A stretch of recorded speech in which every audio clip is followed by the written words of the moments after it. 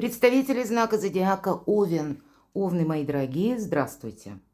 Второй расклад. Судьбоносный ноябрь 2024. Возможно, все.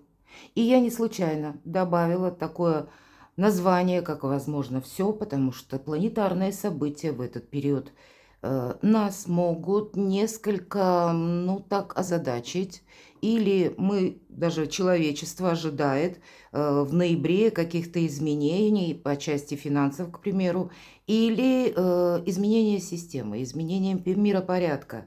И тому причиной многие планетарные транзиты, безусловно, первый, наверное, который у нас произойдет, или самый важный в ноябре, с 19 по 20 планета Плутон, которая теперь находилась последний раз в знаке зодиака Козерог. Она вернется, но это произойдет еще очень не скоро, через несколько десятилетий. И, скорее всего, мы с вами в наше время жизни именно вот эту эпоху тоже некоторым образом завершаем.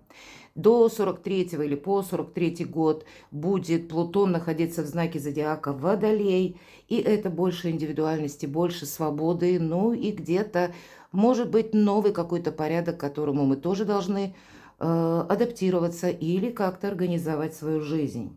Так вот, этот период ноября, с одной стороны, водные и земные знаки, словно для них специально. Плутон возвращается последний раз в знак Козерога для того, чтобы с чем-то определиться. И после они смогут это продолжить в каком-то более правильном ключе или назовем с правильной ноги. Почему я говорю, хотя вроде бы на вас это не влияет, ваша стихия огонь. Но у вас могут быть партнеры, которые родились, допустим, под тем или иным знаком, да, стихия земли или стихия воды. Или вы сами, мои дорогие, вы можете иметь асцендент, и это все равно будет тогда ощущаться несколько острее. Кроме того, хоть мы сказали, с 19 по 20 идет смена Плутона, переход его в знак зодиака Водолей. Но вот эти все события могут нами ощущаться как 2 недели плюс и 2 недели минус. Кроме того, если мы говорим о вообще планетарных транзитах, то у нас 15 ноября полнолуние в знаке зодиака Телец. И это мы прочувствуем все, потому что Телец – это вопросы благополучия, это финансового достатка, это вопросы дома, это какие-то важные решения могут быть как и по части личной жизни, так и по труду, по работе, но опять же по деньгам. Потому что наше благополучие в целом для всего мира, пожалуй, это ассоциируется с знаком Телец. И у нас еще 15 ноября не просто само по себе полнолуние. Полнолуние, мы знаем, это всегда кульминация, завершение. Но еще и Луна у нас находится в сложном таком соединении с Ураном. И это придает возможность каким-то неожиданным событиям, элемент непредсказуемости, неопределенности. Уран, мы знаем, связывается как понимание планеты-разрушитель. Поверьте, ничего Уран не разрушает из того, что может быть продолжено. Но вот на нас это влияет так, что мы-то как раз можем окончательно осознать, что а вот вдруг приходит понимание, что а ведь правда жизнь поменялась. И я как-то тут не вписываюсь в некоторые повороты событий, мне приходится себя самому менять. Но если мы о ваших знаках, именно знаки зодиака, которые принадлежат стихии огня, то несмотря на то, что Юпитер, который находится в Близнецах и, безусловно, вам помогает, Юпитер будет в ретро-движении, но это даже в плюс, на мой взгляд. Почему? Потому что больше спокойствия. Да, тут не будет какого-то форсажа, пусть, но он, пожалуй, в такой сложный период и не нужен. Здесь лучше замедлиться, чем куда-то поторопиться. Более того, наверное, самая главная позитивная энергия для вас, мои дорогие, это ваша планета Марс в знаке зодиака Лев. Лев, как и вы, огненная стихия, и Марс максимально комфортно чувствует себя в этом знаке. И поэтому это означает, что кто-то из вас наберется смелости и преодолеет самого себя. А для других это вы можете получить престижные предложения. Давайте будем узнавать, что нам будут рассказывать карты. И мы построим наш расклад таким образом. 3 карты. События ближайшего будущего.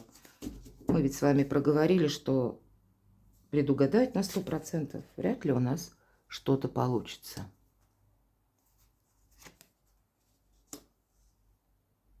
события ближайшего будущего и еще раз события ближайшего будущего. Или с чем это может быть связано. И мы снова достанем 3 карты, но это будут уже события отдаленного будущего. Что будет или как будет продолжаться, что, возможно, изменится. Далее, на второй колоде Чиро Маркетти, это Таро снов. В чем риск? Давайте зададим такой вопрос. Как видят карты? И первая карта. В чем риск? От чего вы откажетесь? Сами, возможно. Что непродуктивно, не прогрессивно. Что скрыто? Что вам помогает? И подведем своеобразный итог. Ну или как карта совет, которую откроем в самом конце. Итак, давайте будем узнавать, как видят карты события ближайшего будущего. Но вот правда, мы с вами проговорили про транзиты, и 7 пентаклей нам уже говорят: ты не торопись. И надо сказать, это не есть где-то пауза, а это очень мудрое ожидание, потому что всегда по 7 пентаклей либо и проходят, например, дела, которые связаны с получением документов. И это всегда какой-то регламент или какой-то срок, который мы должны подождать, или, возможно, на рассмотрении какой-то иной вопрос находится в высоких инстанциях, к примеру, или он зависит от взаимодействия не просто как бы вашего и еще одного человека, а когда есть опять же какой-то порядок, или другой человек должен принять решение, может быть, организация. То есть есть период вынужденного ожидания, не совсем здесь активность, а когда мы терпеливо и настойчиво где-то настроены на то, чтобы есть дело, которое мы продолжим. Но мы себя останавливаем, потому что вы будете чувствовать, что правда, вот тут не активничать как будто не нужно. И это приносит как раз плоды, потому что у нас изображена женщина, когда ждет, плоды созреют и упадут к ее ногам. Пентакли. У кого-то успешное завершение финансовых вопросов, решение, но тоже в более таких неспешных энергиях или подписание документов. События ближайшего будущего. Да, давайте еще узнаем. Личная жизнь не на последнем месте. И часто по королю кубков проходят как раз люди, как наша семья или наши партнеры, наши близкие.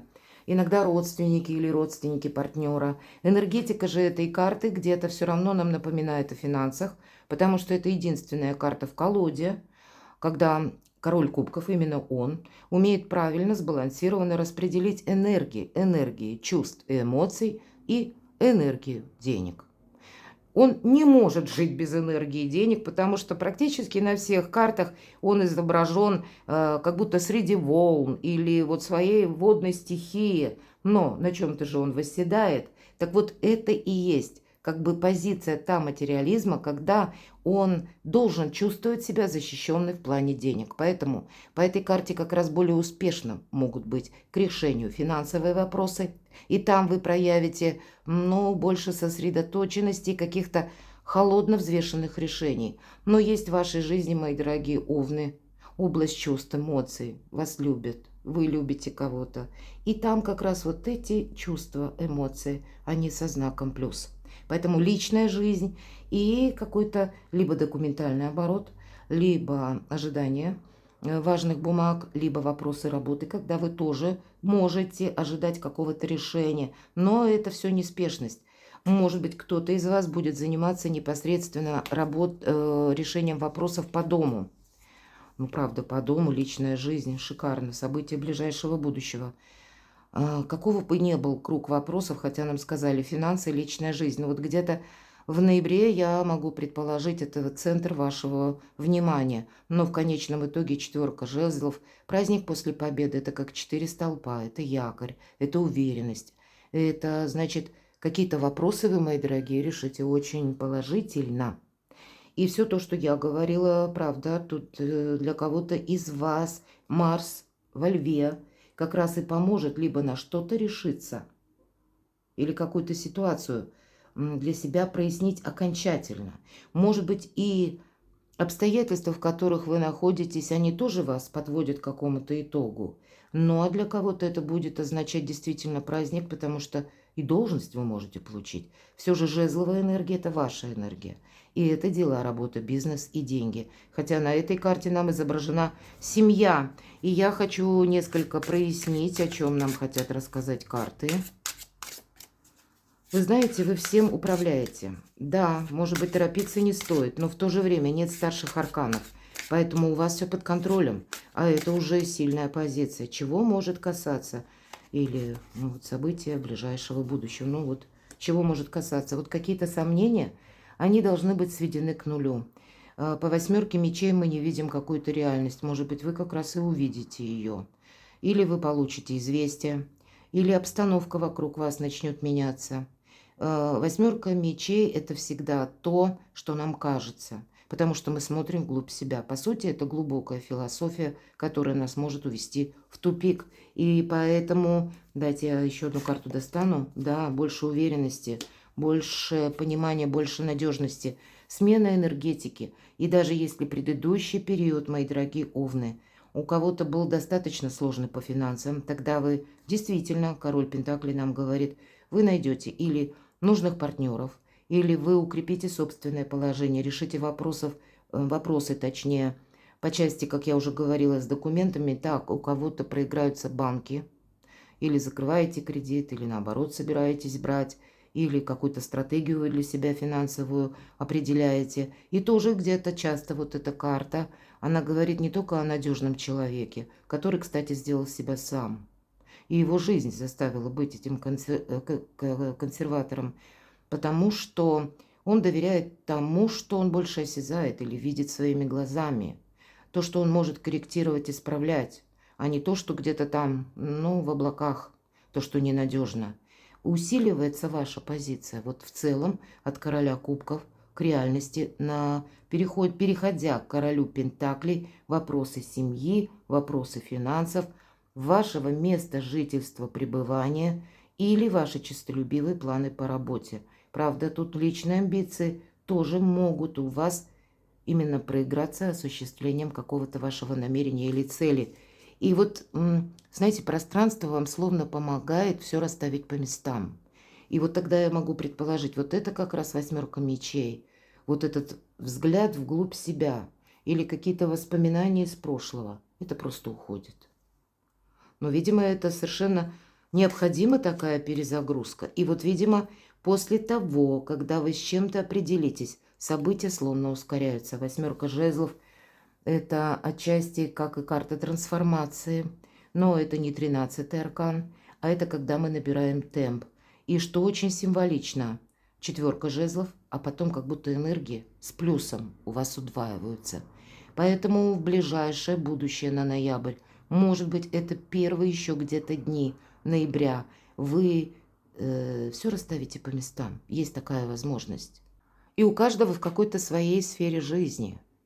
Но после тоже есть как способность к продолжению, или вы более четче видите уже свои ориентиры. Вам, возможно, придется куда-то поехать, или вас куда-то могут пригласить. Не отказывайтесь от общения, от чего, рассматривайте любые альтернативные варианты. Но это не с позиции, когда мы уже с точкой говорим кому-то да или нет. Подождите немного, потому что в целом, если мы даже говорим про Юпитер, который в Близнецах, и он пробудет в ретро-движении с заходом на декабрь, мои дорогие. Поэтому тут, если взвешенные только решения, но нет импульса, нет того, что мы делаем где-то на эмоциях. Помните то, что мы с вами проговорили по королю кубков. Сильная позиция, нечего сказать. У кого-то вопросы переезда далеко. События отдаленного будущего. Ну, правда, какая-то дорога, поездка. У кого-то это будет смена сферы деятельности даже, может быть. У кого-то и в партнерских отношениях может наступить ясность. Может быть, прежний какой-то союз, который ни шатка, ни валка не развивался, приносил одни разочарования. Значит, у вас хватит решимости с этим тоже разобраться. Я не говорю, посмотрите, все ведь карты спокойные. И вот единственная 8 мечей не хватило решимости, да, прежде. Отдаленное будущее это, я так могу прогнозировать, где-то середина ноября, может быть, ближе к окончанию. Вот этой решимости хватит. может быть, завершить те отношения, которые вас где-то деструктивно разрушают, или те взаимодействия, или с теми людьми, которые скуку, тоску навевают, или нет от них вдохновения, которые вас, может быть, останавливают, или пытаются вас заставить чувствовать себя некомфортно, неуютно, или вообще дестабилизируют вашу жизнь, может быть, токсичные какие-то отношения. И я могу сказать, что многие из вас кардинально пересмотрят в течение ноября. У вас, во-первых, и жизненных сил будет больше, активности. И, пожалуй, вот этот Марс во Льве, он как раз уверенности, но это не та уверенность, которая где-то бесшабашная, с места в карьер, как я говорю, да, на рывке на каком-то, на импульсе. А нет, вот в данном случае ретро-Юпитер, он помогает себе не навредить. А правильно оценить обстановку, оценить информацию. Может быть, вот и не нужно где-то дело то или иное форсировать, а подойти к нему более разложив ваши намерения на какие-то детальные составляющие. У кого-то, я не могу этого отрицать, будет уход по-английски, а у кого-то переезд очень далеко. Давайте посмотрим. Ну, шанс, возможность, туз пентаклей. Иногда эту карту трактуют как помощь высших сил. Иногда это информация, бумага. Не могу сказать и такое, не сказать точнее такой факт, что иногда туз пентаклей может проигрываться как новость, которая нас поначалу ставит в тупик, а в последующем мы понимаем, для чего это было нужно. Это как начальный этап какой-то перезагрузки. Но это сразу же и возможность. Но может быть какая-то альтернативная, иррациональная. Или, если уже говоря нашим земным языком, вам могут что-то предложить, к примеру, даже по работе, а вы раньше этим не занимались. Или вам могут предложить тот вид деятельности, или, может быть, вам самим захочется что-то изучить, какую-то новую науку или способы заработка. И тогда это тоже примите во внимание, это как подсказка высших сил, вашей судьбы. Следует пройти по этому фарватеру. Да, не торопясь, осторожно, но, может быть, и не отказываясь. Тут ведь если восьмерка кубков нам о чем говорит? Если мы уходим, то только от какой-то замшелой старой ситуации, которая нам набила оскомину. Или из тех, к примеру, отношений, которые, уже прогрессом не являются. Хоть нам ни одной мечевой карты не выпало, но, может быть, на сегодняшний день у кого-то вопросы в суде. И значит, вот их как-то завершить, подвести к итогу. И это тоже, вам это будет в конечном итоге помогать. Вы будете чувствовать себя более свободными. И это тоже здорово. Но есть еще и такое значение туз пентаклей, это сами по себе деньги, получение денег. Да, личная жизнь, все же то, что я сказала по первому триплету, я подтверждаю, потому что мы видим, да, одни из лучших в колоде карты на финансы, туз пентаклей и шестерка пентаклей. Единственный момент, к вам могут обращаться: одолжи мне денег в долг. И шестерка пентаклей, она не говорит о том, что вы их одолжаете. Помни, рука дающего завтра будет рукой просящего. Вы можете из благородных целей, у вас достаточно сильная позиция, мои дорогие овны, это правда, в ноябре, несмотря на все планетарные транзиты. Да, себе не навредить. И даже если есть какой-то сложный, такой путь или выбор мы находим по восьмерке кубков, значит, и вы найдете. Вы с чем-то определитесь. Но это если, допустим, касается по работе. Опять же, себе не навредить. Тут что-то должно быть и продолжено, или пересмотрено в каком-то новом ключе. Но я не исключаю, если что-то как токсическое, деструктивное, вы от этого тоже можете и отказаться. Поэтому давайте мы с вами перейдем, конкретно спросим у карт второй колоды, в чем риск. Рыцарь мечей.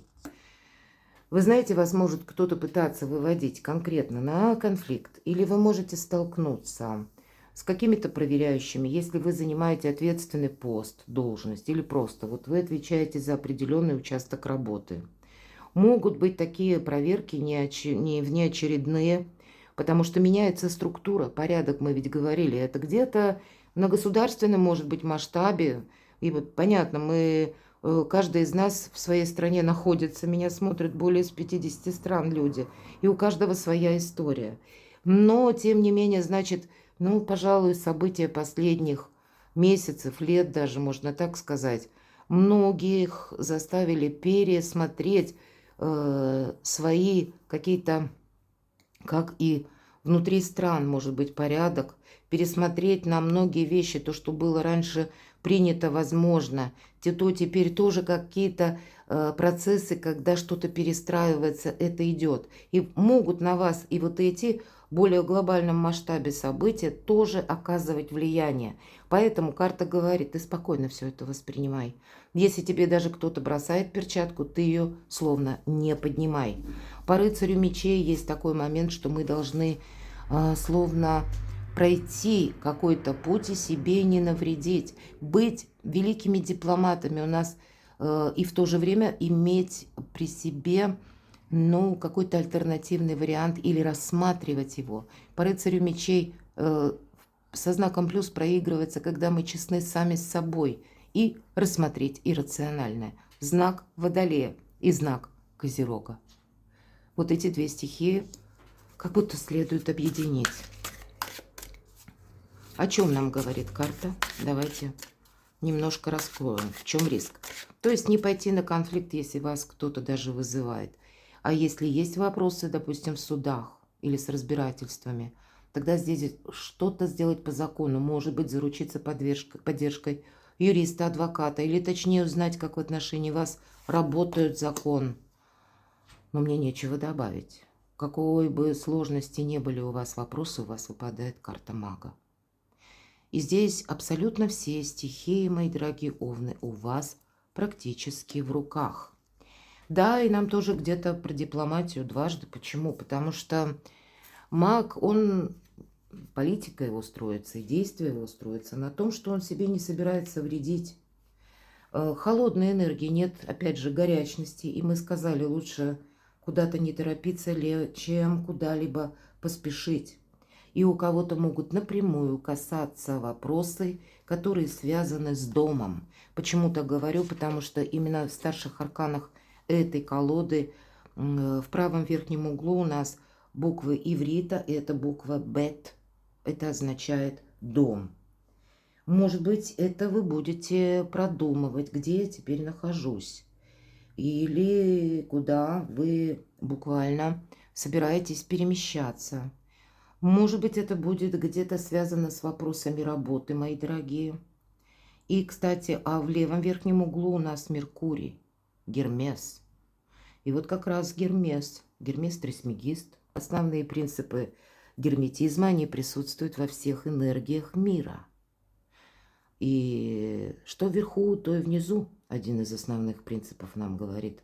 Поэтому правильные мысли, мои дорогие. Помните, что мысль материальна. И маг ведь он тем и силен, что он свою мысль правильную, когда он видит и оценивает очень здраво, где-то холодно, ту обстановку, в которой он находится, и удерживает то намерение или цель, которую он хочет достичь. В результате он найдет необходимый фарватер, чтобы осуществить желаемое. Вот для вас что-то подобное, но нет ничего невозможного. Поэтому вот посмотрите, насколько полярны. Вроде бы есть риск, рыцарь мечей, колючая карта.